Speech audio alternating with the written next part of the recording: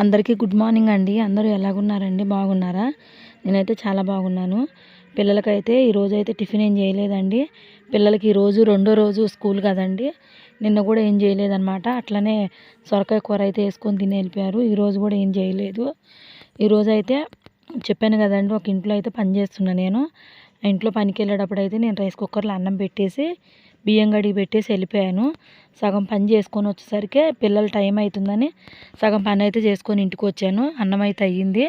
మా బాబు అయితే పెద్ద బాబు అయితే చింతపండు నానబెట్టి పెట్టాడు. నేనైతే అన్నం ఉడికిందిగా ప్లగ్ అయి తీయమంటే తీసేసాడండి.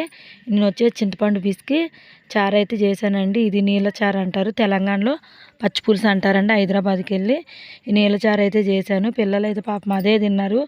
టిఫిన్ అయితే చేయట్లేదండి, ఎందుకంటే ఇప్పుడు పండ్లు అయితే ఏమీ లేవు కదా, పండ్లు కూడా ఏమీ లేవు కదండి. చేతిలో కూడా ఏమీ అమౌంట్ అయితే ఏమి లేవంట, ఏమి లేవు. ఇంకా పిల్లలు కూడా పాపం వద్దు వద్దు. మా చిన్న బాబు అయితే అసలు ఇలాంటి చారులు అయితే అసలు తినడు అనమాట. ఎట్లా అట్లయితే తిన్నారు పాపం. రేపన్నా ఏదైనా కూర అయితే చేయాలి, రేపు కానీ సాయంత్రం కానీ. పాపం గుడ్డు ఆమ్లెట్లు అడుగుతున్నారు, అవన్నీ చేసి పెట్టాలి పిల్లలకి. ఒక 10 రూపీస్ ఉంటే ఈ మమ్మీ చెరొక 5 రూపాయలు కొనుక్కుంటాం అంటున్నారు. నా దగ్గర అయితే ఒక 10 రూపీస్ ఉంటే ఇస్తున్నారు. చూడండి, మీకు బాయ్ చెప్తున్నాడు, హాయ్ చెప్తున్నారు. నాకైతే చిన్న లైక్ ఇవ్వండి, అలాగే నా ఛానల్ సబ్స్క్రైబ్ చేసుకోండి ఫ్రెండ్స్, ప్లీజ్.